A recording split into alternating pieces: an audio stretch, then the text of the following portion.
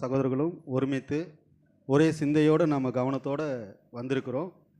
அன்பு சகோதர சகோதரிகளே, என்ன விஷயம் அப்படின்னா, ஒரே அப்பத்தை தான் நாம் எல்லாரும் பிட்டு பகிர்ந்து சாப்பிட்ருக்கோம். இப்போ கடைசியாக மீதி ஒரு அப்பம் இருக்கிறது. ஆனாலும் அந்த மீதி அப்பம் சாப்பிட்றவர்கள் ஒரு சில கூட்டங்கள் தான். கர்த்தர் தேடுறாங்க, நிறையா இருந்தாங்க. ஏன்னா மத்தியில் நம்ம படிக்கும் போது நிறையா பேர் இருந்தாங்க. ஆனாலும் அப்போ கர்த்தர் சொல்கிறார் ஒரு வார்த்தை. என்ன சொல்கிறாருன்னா, என்னை நீங்கள் எதுக்காக தேடுறீங்க அப்படின்னா, லிட்டரலாக எடுத்துகிட்டு அந்த உணவுக்காக. அப்போ ஆவிக்குரிய அர்த்தம் எதுனா அந்த சிறிய கூட்டம். அப்படி தான் இந்த சிறிய கூட்டங்கள் இங்கே கர்த்தர் வைத்திருக்கிறார். உண்மையாலுமே கர்த்தருக்கு நன்றி, சபை மக்களுக்கு நன்றி. இப்போ நம்ம பாடத்துக்குள்ளே போகலாம். ஏன் இந்த தலைப்பு, ஏன் இந்த பாடம் தலைப்பு நான் எடுத்திருக்கிறேன் அப்படின்னு பார்த்தீங்கன்னா, காலையில் நம்ம கேட்டது ஆராதனை ஐஸ்வர்யவான். அது எப்படிப்பட்ட அப்படின்னு உங்களுக்கு தெரியும். ஏன்னா வேதம் தான் நமக்கு ஐஸ்வர்யம் அப்படின்னு சொல்லி ஒரு சகோதரர் எடுத்தார். இரண்டாவது ஒரு சகோதரர் எடுத்தார். அது என்ன தலைப்பு ஞாபகம் இருக்குன்னா, மீட்பு. பாருங்கள், ஐஸ்வர்யத்தை கொடுத்தாரு. அடுத்தது அந்த ஐஸ்வர்யத்தை கெட்ட குமாரன் நல்ல குமாரன் கதை நம்ம நினைவில் வரும். அப்படி இருக்கும்போது அந்த கெட்ட குமாரன் எப்படி வரான் அப்படின்னா, மீட்டு எடுக்கிறாரு. அதுதான் ரெண்டாவது மீட்பு கொடுத்துருக்கிறாரு. மூணாவது தீர்மானம். இப்போ மீட்பு கொடுத்த உடனே ஒரு தீர்மானம் இருக்குது. அந்த தீர்மானத்தின் அடிப்படையில் நம்ம வாழ்ந்தாதான் கர்த்தரோட இயேசுவோட நாம் இணைந்து இருக்கிற முடியும் அப்படின்னு சொல்லி லைனாக அவர் கொடுத்துருக்கிறாரு. இது ஒரு போர்வையாக தான் வருது. அந்த போர்வின் அடிப்படையில் தான் இப்போ நம்ம பார்க்குறது என்னன்னு கேட்டிங்கன்னா, ஜீவனுள்ள தேவனுடைய சேனைகளை நிந்தித்தானே அப்படின்னா என்னங்க பிரதர், எல்லாம் போர்வையாக வருது, இங்கே நிந்திக்கிறான்னு வருது அப்படின்னு பார்த்தீங்கன்னா, ஏன் நிந்திக்கிறார்கள் அப்படின்னா ஒரு உங்களுக்குள்ள ஒரு இமேஜின் பண்ணி பாருங்கள். நம்ம எவ்வளோ தான் மீட்டு எடுத்தாலும், எவ்வளோ தான் ஒரு ஐஸ்வர்யத்தை கொடுத்தாலும், எவ்வளோ தான் பிரமாணத்தை கொடுத்தாலும், நாம் சரியாக நடக்கணும் தான் வருவோம். ஆனால் நிந்திக்கிறவன் ஒருவன் இருக்கான். அந்த நிந்திக்கிறவன் யார் அப்படின்னா, நீங்கள் ஆவிக்குரிய அர்த்தமாக எடுத்துக்கிட்டிங்கன்னா அது சாத்தானை குறிக்கும். லிட்டரலாக எடுத்துக்கிட்டோன்னா அது உலகத்தை குறிக்கும். அதுதான் இப்போ நம்ம யாரை பார்ப்போம் அப்படின்ட்டு இந்த பாடம் பெருசாக எடுக்கணும் தான் என்னோடய கான்செப்ட்டு. ஆனால் நேரம் குறைவாக இருக்கனால வசனத்தை எல்லாம் சுருக்கி சின்ன சின்னதாக அது ஒரு பாயிண்ட் சொல்லிடுறேன். நீங்கள் ஆவிக்குரிய அர்த்தத்தையும் அதில் எடுத்துக்கலாம், இல்லை மாம்சக்குரிய சிந்தனைகள் வந்தாலும் அது இதை ஆட் பண்ணி பார்த்துக்குங்க. சரி, நாம் பார்க்குறது யாருன்னு கேட்டிங்கன்னா, கோலியாத் தாவீதை பற்றி நாம் பார்ப்போம். வசனம் படிக்கலாம். 1 சாமுவேல் 17 1ஆம் அதிகாரம் 2வது 1 சாமுவேல் 17ஆம் அதிகாரம் 1வது வசனம் 2வது வசனம் படிங்க.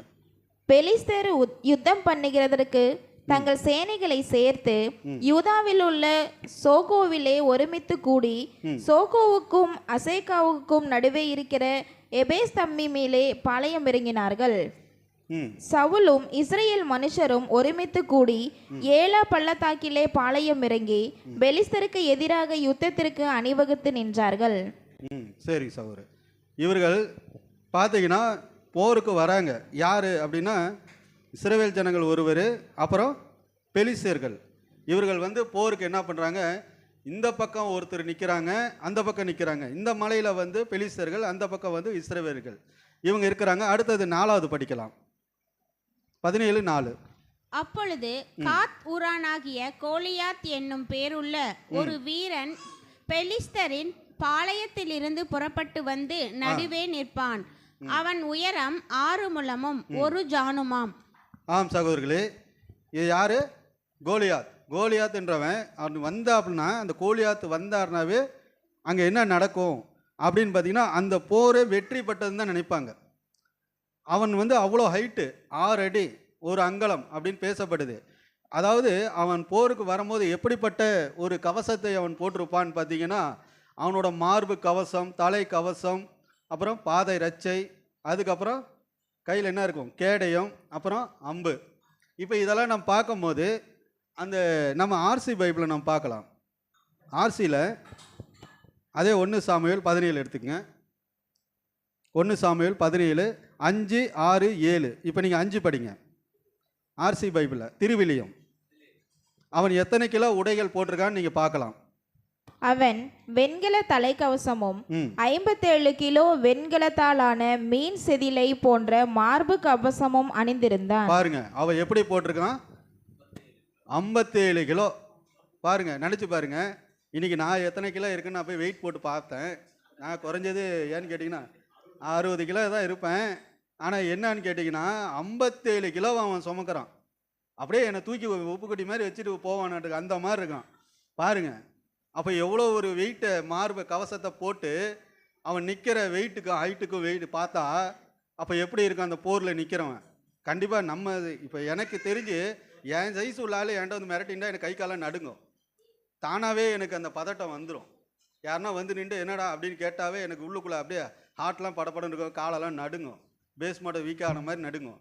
ஏன்னு கேட்டிங்கன்னா நேருக்கு நேர் ஒரு சாதாரண ஒரு மனுஷங்கிட்ட இவன் இவ்வளோ பெரிய ஹாலு பாருங்கள், 6 அடி அப்படின்னா எவ்வளோ பெரிய வெயிட்டு சுமந்து. அடுத்தது 6 படிங்க, 6 அதிலே ஆர்சி 6. கால்களில் வெண்கல கவசமும் தோள்களுக்கிடையில் வெண்கல எரிவேலும் அவன் அணிந்திருந்தான். பாருங்க காலுக்கு வெண்கலம், அப்புறம் தோலுக்கு. அடுத்தது அவரோட ஈட்டியை பார்க்கலாம் 7. அவனது ஈட்டிக்கோள் தறிக்கட்டை போல் பெரிதா இருந்தது. அடுத்தது அவனது ஈட்டியின் முனை 7 கிலோ இரும்பால் ஆனது. பாருங்க 7 கிலோ. ஏங்க 10 கிலோ தம்முசு தூக்கி நம்மளால எக்ஸசைஸ் பண்ண முடியல. 7 கிலோ வெயிட் அந்த நுனியில் இருக்குது. அவனோட அம்பு எப்படின்னா தறிக்கட்டை போல், இந்த தறி நெய்கிறாங்க இல்லைங்களா, அந்த அளவுக்கு நீட்டமாக இருக்கும். ஆனால் அவனோட அம்பு அந்த நுனையில், இப்போ பேனா நுனைன்னு நம்ம பார்க்குறோம் இல்லைங்களா, அந்த மாதிரி நுனையில் அது 7 கிலோ. அவன் 7 கிலோவை தூக்கிட்டு வரான். இங்கே ஒரு 57 கிலோ, 57 கிலோ, அங்கே ஒரு 7 கிலோ ஈட்டியில். அதுக்கு இல்லாமல் ஒரு கேடயம் வேறு. அந்த கேடயம் தூக்கிட்டு வரதுக்கு ஒரு ஆள் கூட அடியாள் வருவார். பாருங்கள் இப்படிப்பட்ட ஒரு ராட்சசனை இங்கே மோத முடியுமா? நம்ம கொஞ்சம் அந்த கற்பனையில் அந்த இமேஜினில் போய் பாருங்களேன் எப்படி இருக்கும் நமக்கு. அதான் சொன்னோம் இல்லைங்களா முன்னே, சாதாரண ஒரு ஆளுக்கிட்ட நம்ம பேசும்போது அவன் சண்டைக்கு வரும்போது கை காலம் நடுங்கிருங்கன்ற யுத்தோசோட ஆள் வந்து நிற்கும் போது அங்கே இருக்கிற இஸ்ரவேல் ஜனங்க எப்படி அச்சமாக இருப்பாங்க நினச்சி பாருங்க. இத்தனைக்கும் அவர் ராஜா பேர் என்ன சொல்லுவான், சாலமோனுங்களா? ராஜா சவுலே ஹைட்டு தான், அவரே ஹைட்டு. ஏன்னா அந்த வஞ்சனக்காரிகிட்ட போக்குள்ள அங்கே ஏதோ குறி கேட்குறாரு, அந்த ஹைட்டை வச்சு தான் அந்த அம்மா என்ன சொல்லுது சவுல்னு கண்டுபிடிச்சிது. ஆனால் அவரே தயங்குறாரு அந்த ராட்சசன்கிட்ட மோதுறதுக்கு. அப்போ எப்படிப்பட்ட ஒரு ராட்சசனாக இருப்பான், சும்மா ஒரு கற்பனையை நினச்சி பாருங்கள் எவ்வளோ ஹைட்டாக இருப்பான். அந்த பார்க்கும்போது நம்ம அடுத்தது அவன் எப்படி பாருங்கள் நிந்திக்கிறான்ட்டு. அதே நீங்கள் 1 சாமுவேல் 17:8 படிங்க. நார்மல் பைபிளே படிச்சிருங்க. அவன் வந்து நின்று இஸ்ரேல் சேனைகளை பார்த்து சத்தமிட்டு, நீங்கள் யுத்தத்திற்கு அணிவகுத்து நிற்கிறது என்ன? நான் பெலிஸ்தியன் அல்லவா? பாருங்க, நான் பெலிஸ்தியன் அல்லவா. அவனோட இது வார்த்தையை பாருங்க. நீங்கள் சவுலின் சேவகர் அல்லவா? உங்களில் ஒருவனை தெரிந்து கொள்ளுங்கள், அவன் என்னிடத்தில் வரட்டும். பாருங்க, ஒருவனை தெரிந்து கொள்ளுங்கள், என்னிடத்தில் வரட்டும். அடுத்தது 9 படிங்க. அவன் என்னோட யுத்தம் பண்ணவும் என்னை கொல்லவும் சமத்ததனால் நாங்கள் உங்களுக்கு வேலைக்காரராய் இருப்போம். நான் அவனை ஜெயித்து அவனை கொல்வேனானால் நீங்கள் எங்களுக்கு வேலைக்காரராய் இருந்து எங்களை சேவிக்க வேண்டும் என்று சொல்லி. பாருங்க அவன் எப்படி சவால் ஊறான் பாருங்க. படையாலாம் கூப்பிடல, சிங்களராக கூப்பிட்றாப்புல. நல்லா பார்த்துங்க, சிங்களர். அங்கே அவ்வளோ படைகள் இருக்கு, குதிரைகள் படைகள் இருக்கும், கீழே வந்து சிப்பாய்கள், அதாவது அந்த இராணுவ படை, அதாவது தனித்தனியாக இருக்கும். ஆனால் உங்களை சவுலின் சேர்ந்தவர் அல்லவா, உங்கள் ஒருவரை தெரிந்து கொண்டு நீங்கள் வாங்கள் என்ன இடத்துல. அதாவது நீங்கள் என் இடத்துல வாங்க, நீங்கள் என்னை ஜெயிச்சிட்டிங்கன்னா நான் உங்களுக்கு அடிமை, இல்லை நான் உங்களை கொன்று போட்டேன்னு வச்சிங்களேன், நீங்கள் வேலைக்காரனாகவும் நீங்கள் அடிமையாகவும் இருக்குன்னு தான் அங்கே சொல்கிறாரு. அடுத்தது நீங்கள் 11 படித்து பாருங்களேன், அவங்க எப்படி அச்சப்படுறாங்கன்னு பார்த்துடலாம். சவுலும் இஸ்ரேலர் அனைவரும் அந்த பெலிஸ்தனுடைய வார்த்தைகளை கேட்டு கலங்கி மிகவும் பயப்பட்டார்கள். பாருங்க, மிகவும் பயந்து கலங்கி. அடுத்தது தாவீது என்பவன் யூதாவில் உள்ள பெத்லகேம் ஊரானாகிய. நிறுத்துங்க சிஸ்டர். இப்போ நீங்கள் அந்த 11 தான் என்ன சொல்கிறாருன்னா, பயந்து கலங்கினார்கள். எப்படி பார்த்தீங்களா, அவனோட தோற்றத்தையும் அவனோட இதையும் பேச்சையும் பார்த்து அவனோட பேச்சில் எவ்வளோ ஒரு பயத்தை உண்டுபடுத்தியிருக்கிறான் பார்த்தீங்களா. அப்போ இதெல்லாம் பார்க்கும்போது நாம் கோலியாத் எப்படிப்பட்டவன்னு உங்களுக்கு நல்லாவே தெரிஞ்சிருக்கும். நம்ம சாதாரணமாக வந்து ஒரு லிட்டரலாக ஒரு மனிதன்கிட்ட பேசும்போதே அவன் தகாத வார்த்தையை பேசிட்டாலே நம்மளோட இருதயம் தாங்காது. ஆனால் அங்கே வந்து சேனைகளவே அவன் நிந்திக்கிறான். அதுக்கப்புறம் அதில் நீங்கள் 10 படித்து பாருங்களேன் மேலே, அதாவது 1 சாமுவேல் 10 அவன் என்ன சொல்கிறான்னு பாருங்களேன். 1 சாமுவேல் 17:10. பின்னும் அந்த பெலிஸ்தன், நான் இன்றைய தினம் இஸ்ரவேலுடைய சேனைகளை நிந்தித்தேன். பாருங்க, இன்றைய தினம் நான் இஸ்ரவேலுடைய சேனைகளை நான் நிந்தித்தேன். அப்போ சேனைகளை நிந்தித்திருக்கிறான். இந்த சேனை யாரோடையது அப்படின்னா அதை நம்ம மேலே பார்த்தோம்னா தேவனுடையது. தேவன் எப்படிப்பட்டவராக இருக்கிறார்னா நித்தியமாக வாழ்ந்து கொண்டு இருக்கிற நம் தேவன். அவருக்கு எப்படின்னா முடிவு கிடையாதுங்க, சொல்ல முடியாது, தொடக்கமும் முடிவும் தெரியாது. ஏன்னா அந்த அளவுக்கு நித்தியமாக வாழ்ந்து கொண்டு இருக்கிற அவர் வச்ச அந்த சேனைகளை இவன் நிந்திக்கிறான். சரி, இவனோட நிலைகள் என்ன ஆகும் அப்படின்னு நம்ம பார்க்கலாம். அடுத்தது தாவீது. நம்ம தாவீது பார்த்தலாம். தாவீது 20 பார்க்கலாம். ஏன்னா அநேக வசனம் படித்தோம்னா நாம் லேட் ஆயிரும். 1 சாமுவேல் 17:20. தாவீது அதிகாலையில் எழுந்து ஆடுகளை காவலாளி வசமாய் விட்டு ஈசாய் தனக்கு கற்பித்தபடியே எடுத்துக்கொண்டு போய் ரதங்கள் இருக்கிற இடத்திலே வந்தான். சேனைகள் அணிவகுத்து நின்று யுத்தத்திற்கென்று ஆர்ப்பரித்தார்கள். போதும் சகோதரி. இப்போ அவர் எங்கே வராரு? அந்த இடத்துக்கு, சேனைகள் நிற்கிற இடத்துக்கு தாவீது வருகிறார். வந்து அடுத்தது 23க்கு போயிடலாம். நம்ம 17:23. 1 சாமுவேல் 17:23. அவன் இவர்களோடே பேசிக் கொண்டிருக்கையில் இதோ காத் ஊரானாகிய கோலியாத் என்னும் பேருள்ள அந்த பெலிஸ்த வீரன் பெலிஸ்தரின் சேனைகளில் இருந்து எழும்பி வந்து நின்று முன் சொன்ன வார்த்தைகளையே சொன்னான். பாருங்க, முன் சொன்ன வார்த்தையே அவன் சொல்லுகிறான். என்னன்னா, உங்களை ஒருவனை தெரிந்து கொண்டு என்ன இடத்துக்கு வர சொல்லு அப்படின்னு அவன் அந்த வார்த்தையே விட்டுட்டு இருக்கான். கிட்டத்தட்ட எத்தனை நாள் நமக்கு தெரியும்? வேதம் சொல்லுகிறது 16வது வசனத்தில் 40 நாள் அவன் குரல் விட்டுக்கிட்டே இருக்கிறான். 40 நாளும் அந்த போருக்கு அவன் ரெடியாக அந்த உடைகள்லாம் போட்டுக்கிட்டு 40 நாளுமே யாரோ ஒருத்தர் வாங்க வாங்க வாங்கன்னு கூக்குரல் விட்டுக்கிட்டே இருக்கிறான். இதுலேருந்து நமக்கு ஆவிக்குரிய விஷயங்கள் நம்ம கற்றுக்கலாம். ஏன்னு கேட்டிங்கன்னா, இதில் ஒரு லிட்டரலாக ஒரு வார்த்தை இருக்குது, ஆவிக்குரிய வார்த்தைகள் இருக்குது. அப்போ அவன் கூக்குரலை விட்டு கூப்பிட்டுக்குள்ள தாவீது கேட்டிருக்காரு. அடுத்தது நீங்கள் பார்க்கலாம். தாவீது அங்கே எதுக்காக வந்தார் அப்படின்னா, ஈசாக்கு அவங்க சகோதரர்களுக்கு உணவு கொடுக்க அனுப்புகிறாரு. போயிட்டு அவங்கள பார்த்து விசாரித்து அவங்ககிட்டருந்து ஒரு அடையாளத்தை வாங்கிட்டு வாங்கன்னு சொல்லும் போது தான் அப்போ தான் தாவீது அந்த இடத்துல வராரு. அவர் வரும்போது தான் இந்த குரலை காது கொடுத்து கேட்டுட்டு அடுத்த இது பார்த்தீங்கன்னா 1 சாமுவேல் 17:26 படிங்க. அப்பொழுது தாவீது தன் அண்டையிலே நிற்கிறவர்களை பார்த்து, இந்த பெலிஸ்தனை கொன்று இஸ்ரவேலுக்கு நேரிட்ட நிந்தையை நீக்குவதற்கு என்ன செய்யப்படும்? ஜீவனுள்ள தேவனுடைய சேனைகளை நிந்திக்கிறதற்கு விருத்த சேதனம் இல்லாத இந்த பெலிஸ்தன் எம்மாத்திரம் என்றார். ஆம் சகோதரர்களே, அவர் ஏன் இந்த வார்த்தையை சொன்னார்னா, அதுக்கு முன்னால நாம இன்னொரு வசனம் 2 முன்னால படிக்க வேண்டிய வசனம் ஒன்று இருக்குது. நீங்க 27 படிங்க. மேல 26 விட்டு 27 படிங்க. அதற்கு ஜனங்கள், அவனை கொல்லுகிறவனுக்கு இன்னபடி செய்யப்படும் என்று முன் சொன்ன வார்த்தைகளையே அவனுக்கு சொன்னார்கள். முன் சொன்ன வார்த்தைகள் அப்படின்னா என்னன்னு பார்த்தீங்கன்னா, ஏற்கனவே இந்த ஜனங்க என்ன சொல்லியிருக்காங்கன்னா, தாவீது முன்னால ராஜாவுக்கு, அதாவது இந்த மனுஷனை கொன்னுட்டா ராஜாவோட பொண்ணை கல்யாணம் பண்ணிக்கலாம், அவர் எப்படி இருக்கலாம், சௌந்தரியமாக இருந்துக்கலாம், அந்த நாட்டோட தளபதி, அதாவது அந்த சேனைகளுக்கெல்லாம் தளபதியாக நியமித்து வச்சுருவாங்க, அவங்கக்கிட்ட வரிகள் கட்டணங்கள் எதுவுமே கிடையாது, இந்த மாதிரி வார்த்தைகள் அவங்க சொன்னாங்க. ஆனாலும் தாவீது அப்படி பார்த்தாரா? அந்த பணம், வசதி, பொண்ணு, புகழ் இதெல்லாம் பார்த்தாரா? அப்படி பார்க்கவே இல்லை. அவர் என்ன பண்ணுறாருனா, தேவன் மேலே இருக்கிற பற்று, வைராக்கியம், இந்த வைராக்கியம் தான் இந்த வேதம் நமக்கு கற்றுக் கொடுக்குது. ஏன்னு கேட்டிங்கன்னா, இப்போ புதிய வருஷங்கள், நம்ம பழைய வருஷங்கள் கடந்துட்டோம், புதிய வருஷங்கள் வந்து கொண்டு இருக்குது.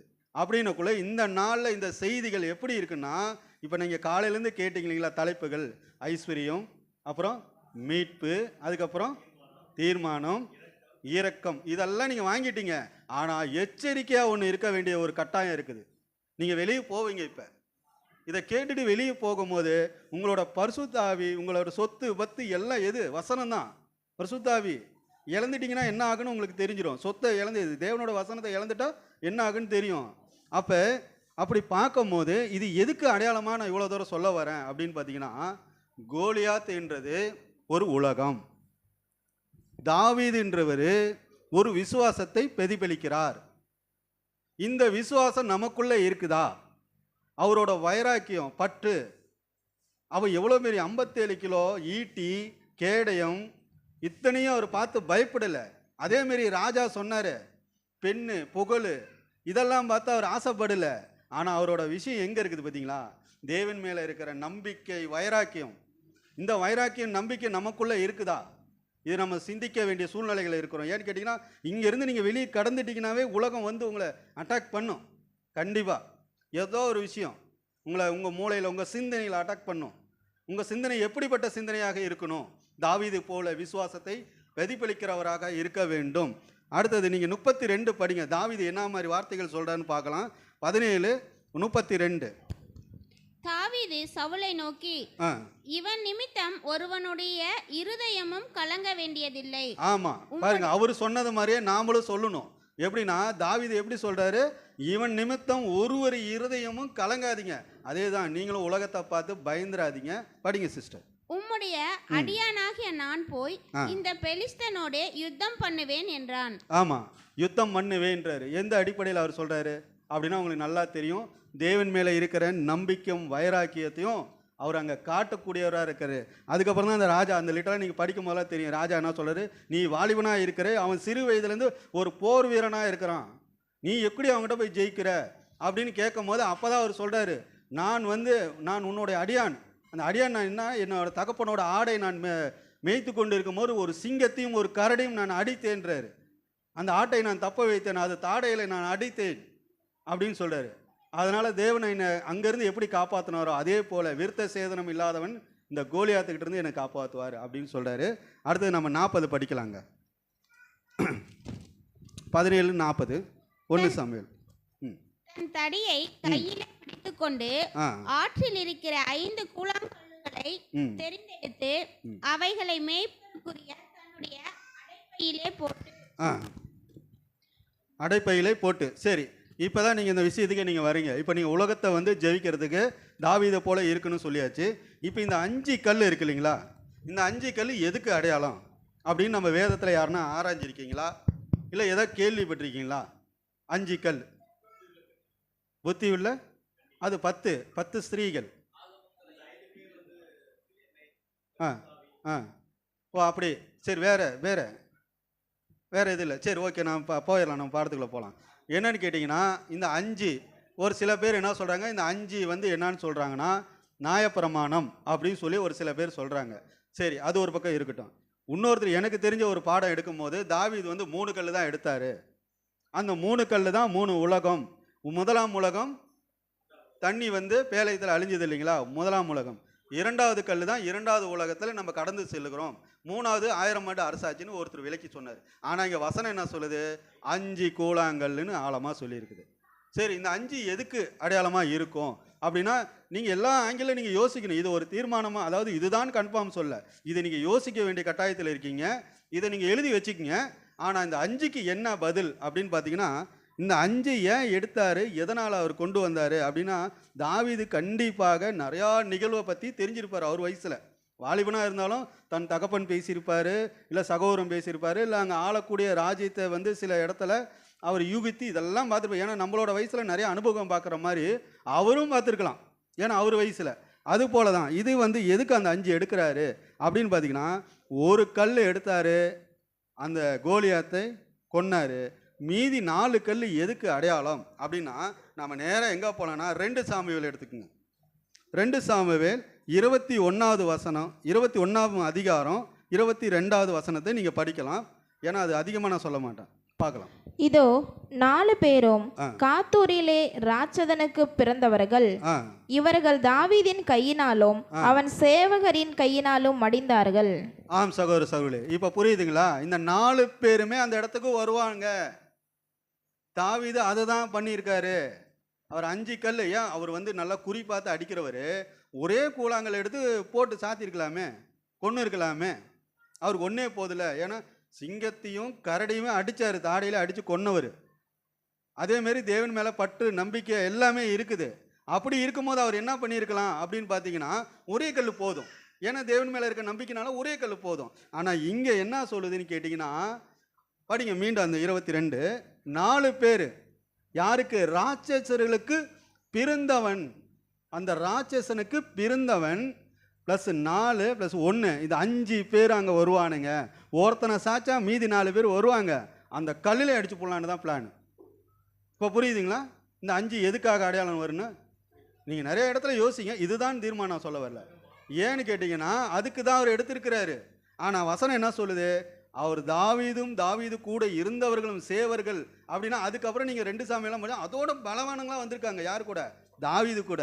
ஏன்னு கேட்டிங்கன்னா தாவீது கூட இருந்தவங்களாம் 3 சிங்கத்தை, இவருனாச்சும் 1 சிங்கம். ஆனால் தாவீது கூட இருந்தவங்க பெனாயான்னு சொல்லி ஒருத்தர் 3 சிங்கத்தை கொண்டு இருக்காரு. தாவீது கூட தான் இருக்காரு. ஏன்னா தாவீது அவ்வளோ பிடிச்சிருக்குது. அந்த மாதிரி ஒரு லிஸ்ட்டே இருக்குது. அதேமாரி ஒரு ஈட்டி பிடிங்கி 300 பேர் ஏதாவது அடித்தாங்கன்னு வசனம் இருக்குது. அது நான் பெருசாக எடுக்கலை. ஏன்னு கேட்டிங்கன்னா அவ்வளோ பெருசாக எடுக்க வேணாம்னு சொல்லி 1/2 மணி நேரத்தில் இந்த பாடம் பாருங்கள். இதே நீங்கள் ஆர்சியில் படித்து பாருங்களேன். அவங்க எப்படிப்பட்ட அந்த ஆட்கள் யார்? இந்த செத்து போனாங்க இல்லைங்களா, அவங்கள எங்கே போய் பார்க்கலான்னா திருவிலியம் போயிடுங்க. திருவிலியம் அதே தாவீதின் கையாலும் அவரது பணியாளரின் கையாலும் வீழ்த்தப்பட்ட இந்த 4வரும் காத்து நாட்டில் அரக்கர் வழி மரணப்பினரே. பாருங்க, அரக்கர்கள், அரக்கனோட மறி, அதாவது அந்த வழியில வந்தவருங்க. பார்த்தீங்களா? இந்த ஜீன்களை கொல்றதுக்கு தான் அவர் என்ன பண்ணாருன்னா 5 கல் எடுத்தாரு. இந்த 5 கல் ஒருத்தன் சாய்க்கும் போது அவனுக்கு வருவானுங்க, அவங்களையும் முடிச்சு போடலாம். ஏன்னா தேவனை தூசிக்கிறீங்க நீங்கள். ஏன்னா தேவனோட சேனைகளை தூசிக்கிறீங்களா? உங்களை நான் சும்மா விட மாட்டேன். அந்த பக்தி வைராக்கியம் இன்னைக்கு நாமளும் வெளியே போகிறோம். இதே பக்தி வைராக்கியம் எது மேலே இருக்கணும்னா உலகத்து மேலே கிடையாது. ஏன்னா அவர் உலகத்தை அங்கே பாருங்கள் தலைவே சாய்ச்சிட்டாரு. ஒரே கல்லை அடித்தார், அவன் கீழே விழுந்தான். ஏன்னா கீழே விழுந்த உடனே என்ன பண்ணார்? ஓடி போய் அந்த பட்டயத்தை எடுத்து வெட்டுறாரு. ஆனால் அதுக்கு முன்னே உடையெல்லாம் கொடுத்தாங்க. அந்த உடை அவருக்கு செட் ஆகலை. அதுக்கு ஒரு அர்த்தம் இருக்குது, அதுவும் எழுதிட்டு இருக்குது. ஏன்னு கேட்டிங்கன்னா அது ஆவிக்குரிய அர்த்தத்தில் வருது. அப்போ என்னன்னா கடவுள் எந்த நோக்கத்துக்கு ஒன்று எப்படி அழைச்சாரு? தாவீது மாதிரி கூழாங்கல்லும் அந்த கவக்கட்டையும் இதுதான் கொடுத்தாருன்னா இதை மட்டும் யூஸ் பண்ணு. அதை விட்டுட்டு பட்டயத்தை நம்ம எடுக்கக்கூடாது. ஏன்னா அதை விரும்பக்கூடாது. இன்றைக்கி நிறைய பேர் நம்மளாம் என்ன பண்ணுறோம்? நிறைய பேர் பட்டயத்தை எடுக்கிறாங்க. அந்த தாவீது மாதிரி அவங்க யோசிக்கலை, பட்டயத்தை எடுத்து பேச ஆரம்பிச்சுறாங்க. அதனால் அது கொஞ்சம் ஜாக்கிரதையாக இருக்கணும். ஆனால் இங்கே நடந்தது என்னன்னு கேட்டிங்கன்னா தாவீது எப்படிப்பட்டவராக இருக்கிறாரு அப்படின்னா ஒரு பக்தி வைராக்கியம். அந்த வைராக்கியத்தில் 5 கல் எடுக்கிறாரு, ஒருத்தரை சாய்க்கிறாரு. மீதி 4 பேர்த்தை எதிர்பார்த்தாங்க, கிடைக்கல. ஆனால் ஒருத்தரை கொன்னாச்சு. அதுக்கப்புறம் தான் அந்த 2 சாமுவேல தான் அங்கே வருது, கொன்னுடுறாங்க. அந்த அந்த ராட்சசர்களை கொன்னுடுறாங்க. அதே நீங்கள் பார்த்தீங்கன்னா ஏன் அந்த தாவீது கூட இருந்தாங்க இல்லைங்களா, அந்த நபரை ஒரே ஒருத்தரை மட்டும் பார்த்துடலாம். 2 சாமுவேல் 23:20 படிங்க. பராக்கிரமசாலியாகிய யோய்தாவின் குமாரனும் கப்சலையேல் ஊரானுமாகிய பெனாயாவும் செய்கைகளின் வல்லவனாய் இருந்தான். பாருங்க, செய்கைகள் வல்லமா படிங்க. அவன் மோவாப் தேசத்தின் 2 வலுமையான சிங்கங்களை கொன்றதும் அல்லாமல் உறைந்த மழை காலத்தில் அவன் இறங்கி போய் ஒரு கெபிக்குள் இருந்த ஒரு சிங்கத்தையும் கொன்று போட்டான். பாருங்க எப்படிப்பட்ட ஆட்கள் பாருங்க, அவர் கூட இருக்கிறவர்கள். புரியுதுங்களா? இப்போ ஆவிக்குரிய அர்த்தத்தில் நம்ம எடுத்துக்கிட்டாலும் நம்ம கூட இருக்கிற ஆட்கள் எப்படிப்பட்டவங்களா இருக்கணும் அப்படின்னா, நீங்கள் நேரடியாக போய் சிங்கத்தை காட்டுக்குள்ளெல்லாம் கொல்ல சொல்லலை. இங்கே நிறையா சிங்கங்கள் இருக்கும். கர்ஜிக்கிற சிங்கங்கள் எவனை விழுங்கலாமோன்னு அலைந்து கொண்டு திரிந்து கொண்டு சுற்றி கொண்டு இருக்கும். அப்போ நீங்களாம் எப்படிப்பட்டவராக இருக்கு? அவங்கள கடவுளோட துணைகளோடு இருக்கிறவங்களாம் நீங்கள் எப்படி இருக்குன்னா, தாவீது எப்படி ஒன்று தான் கொண்டார். ஆனால் இந்த பெனாயா என்ன பண்ணார்? ஏற்கனவே வெளியே 2 கொண்டாராம். குகையில் போய் பனி இறங்குதுன்ட்டு குகைக்குள்ளே போகிறாரு. அங்கே ஒன்று இருக்குது, அதையும் முடிச்சிட்டாரு. அப்படிப்பட்ட ஆட்களாக நம்ம மாற வேண்டும் சொல்ல வேணும். அதே போல் அடுத்தது இப்போ இந்த யுத்தம் யாரோட யுத்தம் நம்ம கண்டுபிடிக்கணும். ஏன்னு கேட்டிங்கன்னா தாவீது போராடணும் இல்லைங்களா, எப்படி இவருக்கு இவ்வளோ பலன் வந்திருக்கும் அப்படின்னு பார்த்தீங்கன்னா ஒரு இடத்துல பார்க்கலாம். 1 சாமுவேல் 17:47 படித்து பாருங்களேன். 47. கர்த்தர் பட்டயத்தினாலும் ஈட்டியினாலும் ரட்சிக்கிறவர் அல்ல என்று இந்த ஜனக்கூட்டம் எல்லாம் யுத்தம். ஆமாம் சகோதரர்களே, இப்போ நீங்களும் நானும் போய் இந்த உலகத்தில் ஜெயிக்கணுங்க அப்படின்ட்டு நீங்கள் டைரெக்டாக போய் மோதிடாதீங்க. எந்த காரியத்தையும் எந்த இடத்துலையும் எதை செஞ்சாலும் சிந்திச்சு எப்படின்னா ஜப சிந்தையோட அவரோட துணையோட தான் இந்த உலகத்தை ஜெயிக்க முடியும். ஏன்னு கேட்டிங்கன்னா தாவீதுக்கு பற்று வைராக்கியம் எப்படி வந்துச்சுன்னா அவர் தினந்தோறும் என்ன பண்ணுவார்னா தேவனை பற்றியே தான் இருக்கும்.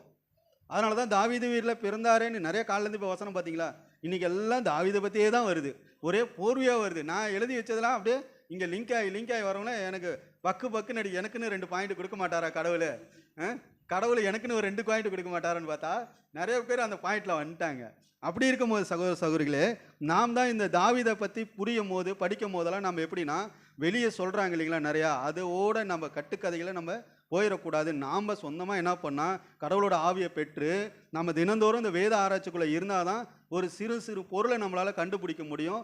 ஏன்னா இது எப்படி இருக்குன்னா, எப்படி சொல்கிறாரு, தங்கம் முத்து இந்த மாதிரி சொல்கிறாரு. அப்படி இருக்கும்போது இன்றைக்கி இந்த விஷயம் எப்படின்னா, கோலியாத்து எப்படிப்பட்டவன் நமக்கு தெரியல, ஆனால் அவன் போட்டிருக்க வெயிட்டு ஹைட்டு அந்த நகை அந்த இது எல்லாம் பார்த்தோன்னே இப்போ நமக்கு தான் தெரியுது. சாதாரண ஒரு 57 கிலோ என்னவே தூக்கி அவன் மாட்டிட்டு சண்டைக்கு நிற்கிறான். அந்த மாதிரி ஆளைக்கிட்ட வந்து எகுத்து நிற்கிறாரு யார்? தாவீது. அப்போ அவருக்கு எந்த வல்லமை இருந்திருக்குன்னா தேவனோட வல்லமை அங்கே இருந்திருக்குது. அதனால தான் ஒரே கல்லில் அவனை முடிச்சாச்சு. ஏன்னா இப்போ நம்ம தாவீதும் எப்படிப்பட்டவர், அவர் ஒரு விசுவாசத்தை பிரதிபலிக்கிறவராக இருக்கிறார். சரி, இப்போ நம்ம அடுத்த கேள்வி என்னன்னு கேட்டிங்கன்னா, தாவீதுக்கு அடுத்த ஒரு எதிரி யார்? விசுவாசத்தில் அந்த கோலியாத்தை ஜெயிச்சாச்சு, ஓகேங்களா? அடுத்த எதிரி யாராக இருக்கும்? இப்போ தான் நீங்கள் பாயிண்ட்டுக்கிறீங்க. நீங்கள் உலகத்தையும் ஜெயிக்கணும், சாத்தானையும் ஜெயிக்கணும் இந்த விசுவாசத்தில்.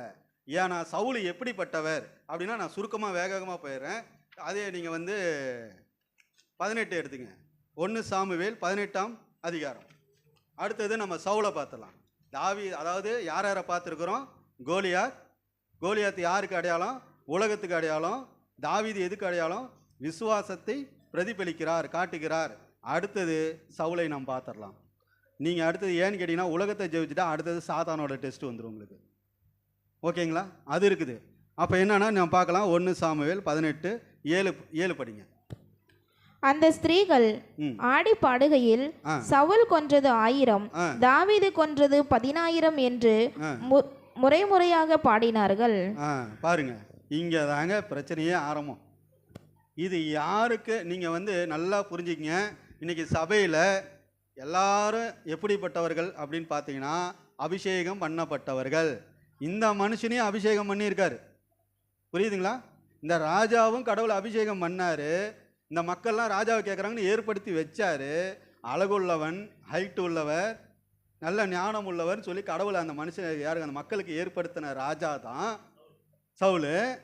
அவருக்கும் அபிஷேகம், தாவீதையும் அபிஷேகம். இங்கே நல்லா புரிஞ்சுங்க சிஸ்டர்களே, நீங்களும் அபிஷேகம் பெற்றவர்கள். உங்களுக்கு பக்கத்துலேயும் இருக்கிறாங்க சிஸ்டர்கள். இந்த பக்கம் எடுத்தாலும் சகோதர சகோதரர்களும் அபிஷேகம் பண்ணப்பட்டவர்கள். ஆனால் இங்கே என்ன பிரச்சனை அப்படின்னா, இங்கே ஆடி பாடி சவுல் கொன்னது 1000, அவரு கொன்னது 16000. என்ன அவருக்கு 16000, எனக்கு 1000 அப்படின்ட்டு வரும்போது தான் அடுத்தது கீழே படிங்க 8. அந்த வார்த்தை சவுலுக்கு விசனமாய் இருந்தது. அவன் மிகுந்த எரிச்சல் அடைந்து, தாவீதுக்கு 10000 எனக்கோ 1000 கொடுத்தார்கள், இன்னும் ராஜாங்க மாத்திரம் அவனுக்கு குறைவாயிருக்கிறது என்று சொல்லி. பாருங்க, இந்த இடத்துல என்ன வந்துருச்சு தெரியுங்களா? இன்னும் அவனுக்கு ராஜாங்கம் தான் கொடுக்கல, வேட்டுமை வந்துருச்சுங்களா? இது வந்து நம்ம எல்லா சகோதர சகோதரிகளும் இதை அப்படியே நீங்கள் நினச்சி பார்த்துக்குங்க. உங்கள் பக்கத்தில் யாரோ ஒரு சகோதரிகளோ இல்லை சகோதரனோ இந்த மாதிரி அந்த மாதிரி எண்ணங்கள் வரக்கூடாதுன்னு அந்த பாடம். இது ஒரு எச்சரிக்கை தான் நான் ஆரம்பத்திலே சொல்லியாச்சு. ஏன்னு கேட்டிங்கன்னா, நாம் எப்படிப்பட்ட பிள்ளைகளாக இருக்கிறோம். ஏன்னா அவர் இரக்கத்தை பற்றி எடுத்தார் இல்லைங்களா? அப்போ இதெல்லாம் அப்போ நம்ம எப்படிப்பட்ட பிள்ளைகளாக நம்ம மாற வேண்டும் சொல்லி அதை கற்றுக் கொடுக்குறாரு. அடுத்தது நம்ம பார்க்கலாம். 10 படிங்க. 9 படிச்சிட்டிங்களா? அந்நாள் முதற்கொண்டு சவுல் தாவீதை காய்மக்காரமாய் பார்த்தான். பாருங்க எப்படி பார்த்தான்? எப்போ பார்த்தாலும் கோபத்தோட காய்கறி. ஏன்னா இப்போ இன்றைக்கி சகோதரர்களாக சில விஷயங்கள்லாம் நல்லது செய்யக்குள்ள ஒரு சில சகோதரர்களுக்கு கோபம் வரும், என்னன்னே தெரியாது. அது ஏதோ ஒரு வகையில் அவங்க மனசை போய் டிஸ்டர்ப் பண்ணிடும். அவங்கள பார்க்குறப்பெல்லாம் ஒரு விரோதமாகவே பார்த்துட்டு இருப்பாங்க. இது நடக்குது, அபிஷேகம் பண்ணவங்களுக்கே நடக்கப்படுது. நீ நல்லதே செஞ்சாலும் அவங்க கெட்டதை போய் வெளியே போய் பாரு, அந்த சகோதரர் நான் சொல்கிற பேச்சே கேட்க மாட்டேங்கிறாருப்பா, இவரை சும்மா விடக்கூடாதுப்பா அப்படின்ற வார்த்தையெல்லாம் வரும்.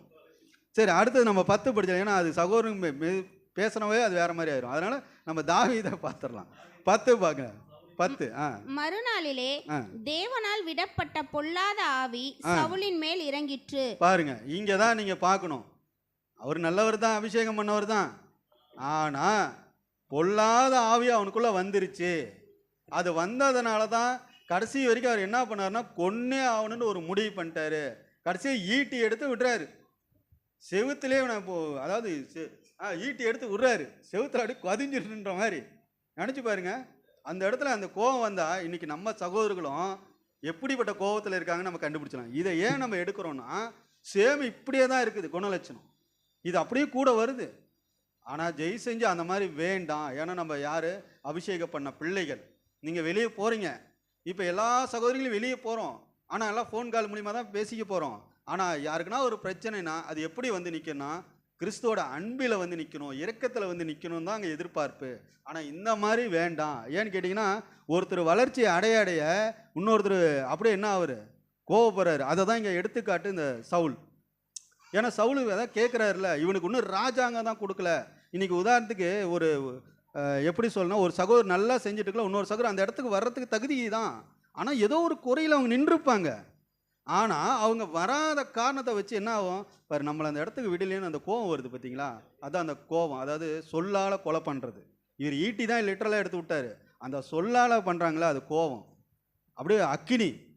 இதெல்லாம் நம்ம பார்க்கும்போது தாவீது எப்படிப்பட்டவராக இருக்கிறாரு அப்படின்னா, அவர் வந்து எகுத்து நிற்கலை, விலகி தான் செல்கிறாரு. விலகி, ஏன்னா கர்த்தருடைய வார்த்தைக்கு அவர் செவி கொடுக்குறாரு. கர்த்தருடைய வார்த்தை என்னை எப்போ, அதாவது அவர் எப்படின்னா கர்த்தரை நேசிக்கிறனால தான் அவர் எப்போ வேணாலும் கர்த்தரை என்னை காப்பாற்றுவார்னு சொல்லி அவ்வளோ கஷ்டத்துலையும் துன்பத்துலையும் அவர் என்ன பண்ணுறாருன்னா, அந்த இடத்த விட்டு விலகி விலகி விலகி விலகி தன்னை காப்பாற்றிக்கிறாரு. ஏன் இந்த வார்த்தையை நம்ம சொல்கிறோம் அப்படின்னு பார்த்தீங்கன்னா, இன்றைக்கி நம்ம சகோதர மத்தியில் இந்த மாதிரி ஒரு விஷயங்கள், அதாவது அசுத்த ஆவி நுழையாதபடி நீங்கள் ஜாக்கிரதையாக காத்துக்கொள்ள வேண்டும், தேவனோட வார்த்தையை கேட்க வேண்டும். அதே போல் நாம் எப்படிப்பட்ட நம்மளோட அழைப்பு இருக்குது, கடைசியாக நம்மளோட அழைப்பு எப்படிப்பட்ட அழைப்பாக இருக்கிறது? நாம் யார்? நாமளும் ஒரு விசுவாசி தான், நம்மளும் ஒரு விசுவாசியாக தான் அழைச்சிருக்கிறாரு. ஏன்னா தாவீது எதுக்கு நான் விசுவாசியை காட்டணும்னா, தேவன் மேலே இருக்க பற்று வைராக்கியம் தான் அவ்வளோ தூரம் கொண்டு வந்தது. அந்த நம்பிக்கையின் அடிப்படையில் நாமளும் ஒரு விசுவாசியாக வந்திருக்கிறோம். பார்க்கலாம் நாம் எப்படி உலகத்தை ஜெயிக்க முடியும். ஏன்னா அவர் யாரை சொன்னோம், கோலியாத்தை, உலகம், அடுத்தது சாத்தான். இப்போ இவங்களை 2 பேரும் நீங்கள் ஜெயிக்கணும். எப்படி ஜெயிக்கணும், எது நிமித்தமாக ஜெயிக்க முடியும் அப்படின்னா பார்க்கலாம். 1 யோவான் 5:4 படிங்க. தேவனால் பிறப்பதெல்லாம் உலகத்தை ஜெயிக்கும், நம்முடைய விசுவாசமே உலகத்தை ஜெயிக்கிற ஜெயம். ஆமாங்க, நம்மளோட விசுவாசம் தாங்க. நாம் வந்து விசுவாசிக்கணும், நம்பணும். இந்த விசுவாசம் தான் நம்மளை, இந்த உலகத்தை நம்மளால் ஜெயிக்க முடியும். அடுத்தது பார்க்கலாங்க. ஏன்னா தாவீதுகிட்ட இறங்கின அந்த அசுத்த ஆவிக்கு மூலிமா நாம் என்ன பார்க்கணும்னா, இருங்க, சவுல் ஒரு இடத்துல பேசியிருப்பார் பாருங்க. எசேக்கியேல் 6ஆம் அதிகாரம் எடுத்துக்கங்க. எசேக்கியேல் எபேசியர் 6:11 படிங்க.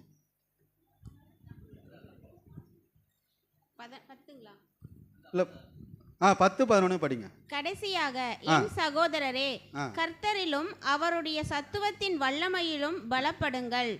பாருங்க, கடைசியாக அவரோட தத்துவத்திலையும் வல்லமையிலும் நீங்கள் பலப்படணும். அடுத்தது படிங்க 11. நீங்கள் பிசாசின் தந்திரங்களோடு எதிர்த்து நிற்க திராணியுள்ளவர்களாகும்படி தேவனுடைய சர்வாயுத வர்க்கத்தையும் தரித்து கொள்ளுங்கள். ஆமா, சர்வாயுதத்தை நீங்க தரித்து கொள்ள வேண்டும். அடுத்தது 12 படிச்சிருங்க சிஸ்டர். 12-13 படிச்சிருங்க. ஏனெனில் மாம்சத்தோடும் இரத்தத்தோடும் அல்ல, துரைத்தனங்களோடும் அதிகாரங்களோடும் இப்பிரபஞ்சத்தின் அந்தகார லோகாதிபதிகளோடும் வான மண்டலங்களில் உள்ள பொல்லாத ஆவிகளின் சேனைகளோடும் நமக்கு போராட்டம் உண்டு. ஆம் சகோதரர்களே, நமக்கு இந்த போராட்டம் உண்டு. இது நல்லா நினைவுல வச்சுக்கங்க. அடுத்தது, ஆகையால் தீங்கு நாளிலே அவைகளை நீங்கள் எதிர்க்கவும் சகலத்தையும் செய்து முடித்தவர்களாய் நிற்கவும் திராணியுள்ளவர்களாகும்படிக்கு தேவனுடைய சர்வாயுத வர்க்கத்தையும் எடுத்துக் கொள்ளுங்கள். ஆம் சகோதரர், பார்த்தீங்களா, தேவனுடைய சர்வாயுதத்தை நீங்கள் தரித்து கொள்ள வேண்டும். தீமை நாளிலே அப்படின்னா இது கடைசி காலம். நம்ம அடுத்த முடிஞ்சு போனதை பற்றி பேச வேண்டாம். இப்போ நம்ம நடந்து போயிட்டு இருக்கிறத தான் இப்போ நம்ம கவனமாக பார்க்கணும். இது கடைசி காலமாக இருக்குது. அதனால் தேவனுடைய சர்வாயுதத்தை தரித்து கொள்ள வேண்டும். அது எந்த மாதிரி அப்படின்னு பார்த்தீங்கன்னா, ஒரு கேடயத்தை கொடுக்குறாரு. அந்த கேடயத்தை பார்க்கலாம். நீங்கள் போய் போரெல்லாம் இட வேண்டாம். அவர் மாதிரி தாவீது மாதிரி 5 கல் எடுத்துக்கிட்டு போய் ஒவ்வொரு எங்கெங்கே நரகாசுரங்க, எங்கெங்கே இவனுங்க இருக்காங்களோ, யார் கோலியாத்து மாதிரி எங்கெங்கே ஆட்கள் இருக்காங்களோ அந்த உலகத்தில் போய் அடிக்க, அந்த மாதிரிலாம் இல்லை. இங்கே விஷயம் என்னன்னா, பவுல் அழகாக சொல்கிறாரு, நீங்கள் அதிலே பார்த்தீங்கன்னா 16 படிங்க, 6:16. பொல்லாங்க நெய்யும் அக்னி அஸ்திரங்களை எல்லாம் அவித்து போடத்தக்கதாய் எல்லாவற்றிற்கும் மேலாக விசுவாசம் என்னும் கேடகத்தை பிடித்து கொண்டவர்களாயும் நில்லுங்கள். சகோதரர்களே, விசுவாசம் என்ற ஒரு கேடயத்தை நீங்கள் பிடித்து கொண்டு வந்து நிற்கணும். தாவீது மாதிரி 5 கல் 10 கல் எடுத்து வச்சுக்கிட்டு நீங்களாம் ஓடாதீங்க, யாரையும் நீங்கள் கொல்லாதீங்க, தலையெல்லாம் துண்டு ஆக்கிறதுங்க, அந்த விஷயம்லாம் இங்கே இல்லை. விசுவாசம் என்ற ஒரு கேடயத்தை நீங்கள் கையில் வச்சுக்கணும், அவரு போல பிரதிபலிக்கணும். இதுதான் கான்செப்ட். நீங்கள் பிரதிபலிக்கிறவர்களாக காட்டணும்னா முதலாவது நீங்கள் நிற்கணும் சத்தியத்தில். சத்தியத்தில் நீங்கள் நின்றாதான் அங்கே என்ன நடக்குது, அது நிறைவாக இருக்குதா இல்லை முழுமையாக இருக்குதா இல்லை குறையாக இருக்கான்னு நீங்கள் கண்டுபிடிக்க முடியும். நாம் குறையாக இருந்துக்கிட்டு இல்லை இல்லை இதெல்லாம் முடியலன்ட்டு பின்வாங்கக்கூடாது. ஏன்னா அவர் சத்தியன்ற ஒரு கேடயத்தை கையில் கொடுக்குறாரு, விசுவாசன்ற ஒரு கேடயத்தை. இப்போ பாருங்கள், ஏன் அவர் நிற்க சொல்கிறார் அப்படின்னு நமக்கு ஒரு கருத்து. ஏன்னு கேட்டிங்கன்னா, நிற்க சொல்கிறாருன்னா அதுக்கு ஒரு அர்த்தம் உண்டு. ஏன்னா நமக்கு எரிகோ பட்டணம் ஞாபகம் இருக்குதுங்களா? எரிகோ பட்டணம் பிடிக்கும் போது என்ன நடந்தது நிகழ்வுன்னு உங்களுக்கு நல்லா தெரியும் கண்டிப்பாக. ஏன்னு கேட்டிங்கன்னா இப்போ நம்ம பார்க்கலாம். யோசுவா 6:10 படிங்க. யோசுவா ஜனங்களை நோக்கி, நான் சொல்லும் நாள் மட்டும் நீங்கள் ஆர்ப்பரியாமலும் உங்கள் வாயினால் சத்தம் காட்டாமலும் இருங்கள். ஆமா, அவர் என்ன சொல்றாரு யோசுவா? உங்க வாயினால. அப்போ இது ஏன், எதுக்கு, இந்த அர்த்தம் ஏன் கொடுக்குறாரு அப்படின்னு பார்த்தீங்கன்னா, அதிலே நீங்கள் 6 இருக்கு இல்லைங்களா, 6லேருந்து 1வது வரைக்கும் நீங்கள் படிச்சிங்கன்னா அந்த எரிகோ பட்டணம் இருக்கு இல்லைங்களா, அது எதுக்கு அடையாளம் வரும் அப்படின்னு பார்த்தீங்கன்னா சாத்தானோட ஆளுகை அது. அப்போ என்ன நடக்குது அப்படின்னா, அந்த 6 நீங்கள் படிக்கும் போது என்ன ஆகுதுன்னா, 7 தடவை எக்காலம் ஊதுறாங்க. நீங்கள் ஊதுறது என்ன அடையாளம் உங்களுக்கு நல்லா தெரியும். ஏற்கனவே நிறையா பேர் எல்லாம் அதில் தெரியும். சத்தியத்தை சொல்ல வேண்டியவங்க இவங்க ஆர்ப்பரிக்கக்கூடாது. அதுதான் யோசுவா என்ன சொல்றாரு, உங்க வாயிலிருந்து, அது படிங்க சிஸ்டர் மீண்டும். உங்கள் வாயிலிருந்து ஒரு பேச்சும் புறப்பட வேண்டாம். உங்க வாயிலிருந்து ஒரு பேச்சு, எந்த பேச்சுனா தேவையில்லாத பேச்சுகள். அடுத்தது, ஆர்ப்பரியுங்கள் என்று உங்களுக்கு நான் சொல்லும் நாளிலே ஆர்ப்பரிப்பீர்களாக என்று கட்டளையிட்டிருந்தார். அவர் சொல்லும் போதுதான் நீங்க ஆர்ப்பரிக்கணும், தேவையில்லாத நேரத்தில் இந்த ஆர்ப்பாட்டம் இருக்கக்கூடாது அப்படின்னு சொல்கிறார். எச்சரிக்கையான வார்த்தை இது. ஏன்னு கேட்டீங்கன்னா, நிறைய இடத்துல அப்படி தான். இப்போ நம்ம சபையிலே ஒரு நல்ல விஷயங்கள் கெட்ட விஷயம் ஏதோ ஒன்று நடக்கும்போது பாருங்களேன், பேசுகிறவங்க 2 பேர் தான், ஆனால் கூட வந்து 4 பேர் என்ன பண்ணுவாங்க, இப்படி பண்ணலாம் அப்படி பண்ணலாம் அப்படி பண்ண, கடைசியில் குழமையே போயிடும், எதுவுமே பண்ணல போங்கப்பான்னு விட்டுற மாதிரி ஆயிரும். அந்த மாதிரி ஆர்ப்பரிக்கக்கூடாது. இங்கே என்ன சொல்கிறாரு அப்படின்னா, நான் சொல்லும் போது தான் நீங்கள் ஆர்ப்பரிக்கணும்னா, அந்த 7 நாளும் ஊதுறாங்க. ஊதி முடிச்சு அடுத்த செகண்ட் கர்த்தர் நம்ம கையில் அது அந்த இடத்த கொடுக்குறாரு, அந்த பட்டணத்தை கொடுக்கும் போது அப்போ தான் யோசுவா சொல்ற நீங்கள் ஆர்ப்பரிங்கன்றாரு. அப்போ என்னன்னா சாத்தானோட ஆளுகை முடியுது. அப்போ அவரோட ராஜ்யம் வரும்போது நீங்கள் ஆர்ப்பரிக்கணும். அது வரைக்கும் நீங்கள் எப்படிப்பட்ட பிள்ளைகளாக இருக்குன்னா, அமைதலாக உங்களோட வேலை என்னென்னா ஊதணும், அப்படின்னா சத்தியத்தை சொல்லணும். கடவுள் என்ன சொன்னார் இந்த வருஷம் அப்படின்னு சொல்லி நம்ம உள்வாங்கி அது வரைக்கும் நம்ம என்ன பண்ணால் சத்தியத்தை சொல்ல வேண்டிய பிள்ளைகளாக அக்கம் பக்கத்தில் எல்லாம் மாற்றக்கூடிய சூழ்நிலைகள். ஏன்னு கேட்டிங்கன்னா, அவரோட ராஜ்யம் வரப்போகுது, இந்த ராஜ்யம் கிடையாது, அவரோட ராஜ்யம் வரப்போகுது. அப்போ அது வரைக்கும் நம்மெல்லாம் எப்படிப்பட்டவர்களாக இருக்குன்னா, நம்ம மரணம் வர வரைக்கும் நீங்கள் அமைதியாக சகோதர சகோதரிகளோடு இணைந்து அங்கே அந்த யோசுவா புக்கு நீங்கள் படிச்சுன்னா அவ்வளோ அழகாக அவர் பேசுகிறாரு.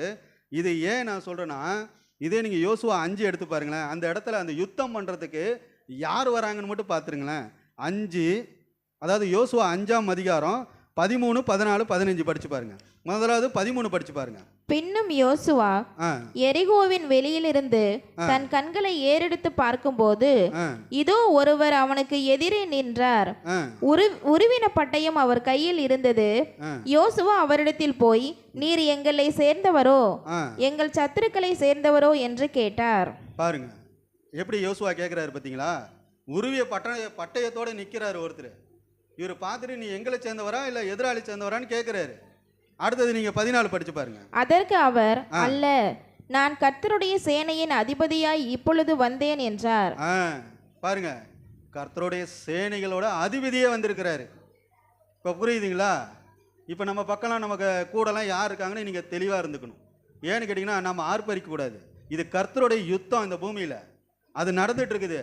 உங்கள் வேலை என்னன்னா சத்தியத்தை சொல்லணுமா? ஆமாம், நீங்கள் சொல்லுங்கள்.